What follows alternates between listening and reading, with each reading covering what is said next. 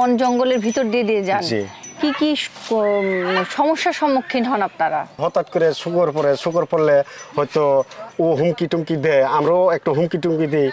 আসলে মানুষ দেখলে সব জিনিসই জানুয়ারি একটু হলেও ভয় পায়, এর জন্য মানুষ একটু হুমকি টুমকি দিলে তারা ভয়ে একটু পালিয়ে যায়, একটু দূরে চলে যায় আর কি। তখন আমরা ওই ডিমগুলি ভেঙে আনি আর কি। Thank you. গ্রাম ছাড়া ওই রাঙা মাটির পথ আমার মন ভোলাই রে। আমি আজকে এমন একটা জায়গায় চলে আসছি যেখানে আমার বিশ্বাস আমার মতো এরকম অনেক পাবলিক আছে যারা জানে না। হ্যাঁ, আমি একটা হাটে দাঁড়িয়ে আছি, কিন্তু একটা ভিন্নধর্মী হাট। পিঁপড়ার কামড় খাবো। আমি এখন দাঁড়িয়ে আছি শেরপুরের ঝিনাইগাতি একটা রাংটিয়া নামে একটা গ্রাম আছে, সেই গ্রামে, যেখানে কিনা প্রতিদিন এই সিজনটাতে বিশেষ করে বসে পিঁপড়ার ডিমের হাট। এই পিঁপড়ার ডিম দিয়ে আসলে ওনারা কি করেন বা কি কাজে বিক্রি হয় এবং কেমন করে প্রসেস করে, কারাই বা কিনছে এই পিঁপড়ার ডিম এবং পরবর্তীতে এটা কি কাজে লাগছে।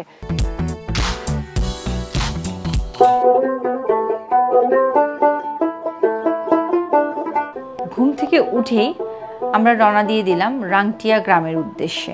অসাধারণ প্রকৃতি দেখতে দেখতে এবং স্নিগ্ধ আলো শরীরে মেখে বনের ভিতর দিয়ে আমরা কয়েকজন প্রকৃতি প্রেমী ছুটে চলেছি আমাদের গন্তব্য ঝিনাইগাতি রাংটিয়া গ্রামের উদ্দেশ্যে।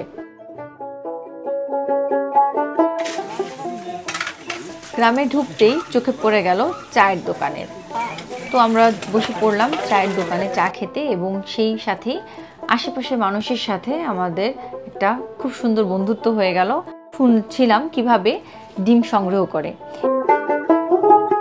8টা 9টার দিক দিয়ে এরা সবাই দল বাইন্দা বাড়ায়, এক একটা দলের মধ্যে 8 জন 10 জন এইভাবে ডিমগুলি মানে বিভিন্ন পাহাড় থেকে খুঁজা বাই করে নিয়ে আসে। আমরা তো পিঁপড়া দেখলেই ভয় পাই, বিশেষ করে এই লাল পিঁপড়া, যে লাল পিঁপড়া কামড় দিলে অনেক ব্যথা লাগে। এটা আছে অনেক বড় এই যে আমরা দেখেন একটা কামড় মারলে যদি কামড় মারার সাথে মশারে ও মুইতেও দেয়, তখন কিন্তু পুরাই কিন্তু এটা একদম। নিয়ে আসে আমি চাল কিনি, ডাল কিনি, ভাত খাই, তাহলে পোলাফানে যায় কামড় করে দাম করে তাই খাওয়ার লাগে। ইয়েতেই করে প্রতি সিজনে এটা মানে মানে এই ডিম ডালগুলো একটা সিজন আছে না মামু, ওই সিজনে আর কি মাছ মারা ওই যে বসি ঠান্ডা দিনে তো বসি খাই না মাছ খুঁজে মারা। একটা নেট জাল ওটা ঠুঙ্গা বানায়, খাসা রশি দেওয়া লটকানি থাকে, ওই খুঁড়ার ভিতরে এনে খুদার আগালে বান্ধা হয়। ওই আগালে বাইন্দা পিঁপড়া যখন থাকে এইভাবে, যখন পিঁপড়ার বাসা, ওই বাসার মধ্যে এইভাবে ঠেরা করে দেয়, ঠেরা কইরা এই বাসার নিচে ওই ঠুঙ্গাটা থাকে, এইভাবে লাড়া দিলে ওই বাসার ডিমটা ওই খাসার ভিতরে ঠুঙ্গার ভিতরে নেটের ভিতরে পড়া যায়। তখন ওই পড়লে এইভাবে ওখানে 50 গ্রাম, ওখানে 20 গ্রাম, ওখানে আধা কেজি, এইভাবে জোড়া করে সারাদিনে কারোর ভাগ্য জুতে 1 কেজি, কারোর ভাগ্য 600 গ্রাম, কারোর ভাগ্য 50 গ্রাম, কারোর ভাগ্য আবার 3 কেজিও, এইভাবে আর কি। এইগুলো হলো সব ভাগ্যর খেলা। এরই মাঝে দেখা মিলল 10-12 বছরের 2টা ছেলের। ওরাও নাকি পিঁপড়ার ডিম সংগ্রহ করতে চায়।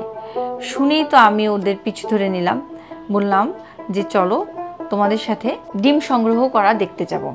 যেই কথা সেই কাজ, বের হয়ে পড়লাম গ্রামের মেঠো পথ ধরে বনের উদ্দেশ্যে পিঁপড়ার ডিম সংগ্রহ দেখতে।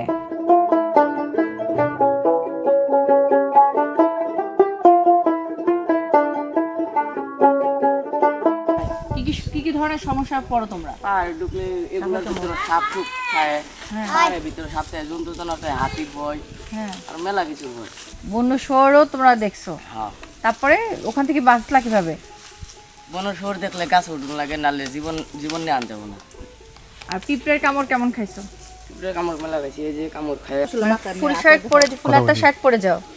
এগুলো তো মেলা দিনের। যদি আবার নতুন করে কামড় দিয়ে পিঁপড়ায় মুইতে দিব, মুতার পরে এসিডের লাইন একটা হবো, পরে ফুলে যাবে, ফোসা পড়বে। হ্যাঁ, ফোসা বইরা পরে এমনি গইলা যাবে। পিঁপড়া কিন্তু এক ধরনের আঠা দিয়ে 2টি পাতা জোড়া লাগায় এবং এভাবে করে সে একটা বাসা তৈরি করে, যে বাসার ভিতরেই সে ডিম পাড়ে। আশ্চর্যজনক বিষয় হলো এই আঠাটা কিন্তু আসে পিঁপড়ার লালা থেকে এবং বৃষ্টি বাদল যাই হোক না কেন এই বাসা ভিতরে কোনোভাবেই পানি ঢোকে না।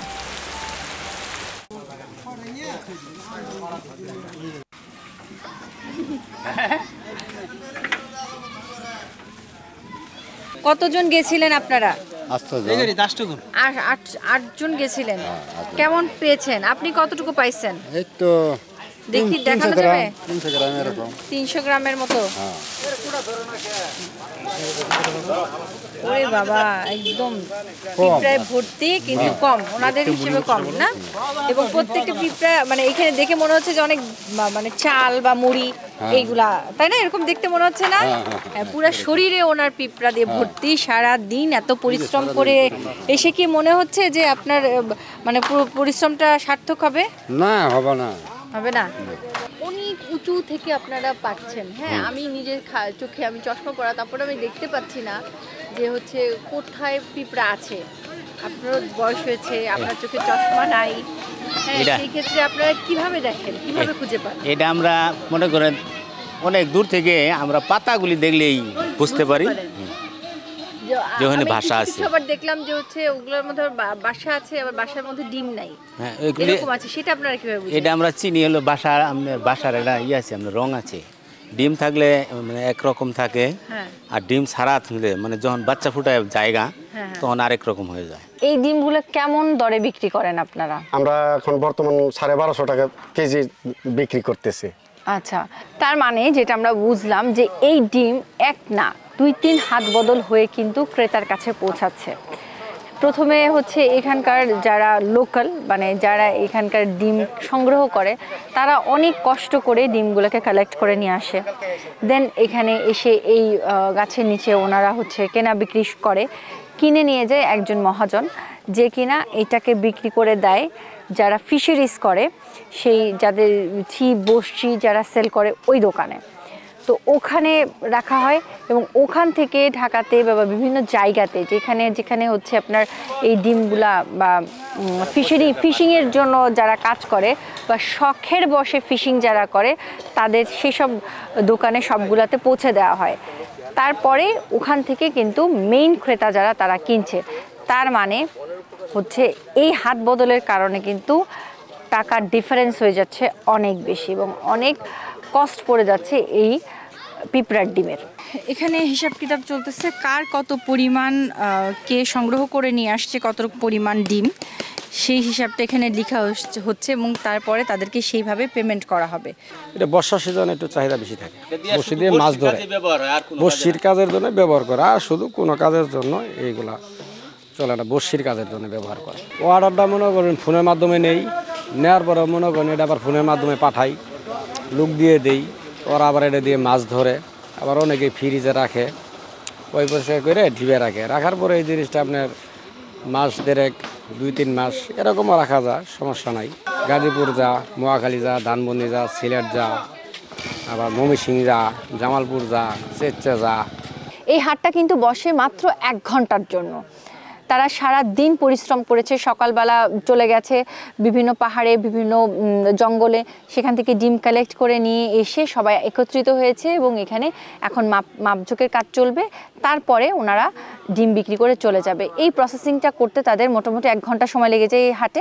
তাই এই হাটটা যদি আপনারা দেখতে চান তাহলে আসতে হবে আপনাকে বিকাল টাইমটাতে, 3:30-4টার পর থেকে ওনারা এখানে একত্রিত হওয়ার চেষ্টা করে। তো আমি এখন যাব একটু মাপাঝোঁকের কাজ দেখতে, আপনারাও দেখতে থাকেন। আর এরকম ভিডিওস, এরকম ব্যতিক্রমধর্মী ভিডিও আমার চ্যানেলে আমি দেওয়ার চেষ্টা করে থাকি। আপনারা যদি কেউ আমার চ্যানেল এখন পর্যন্ত সাবস্ক্রাইব না করে থাকেন, দয়া করে সাবস্ক্রাইব করে দিবেন, এবং যারা সাবস্ক্রাইব করে দিয়েছেন অসংখ্য ধন্যবাদ। তো চলেন আমরা ডিম দেখতে থাকি, মানে ডিমের হিসাব কিতাব দেখতে থাকি এবং বাড়ির পথে রওনা দিতে থাকি।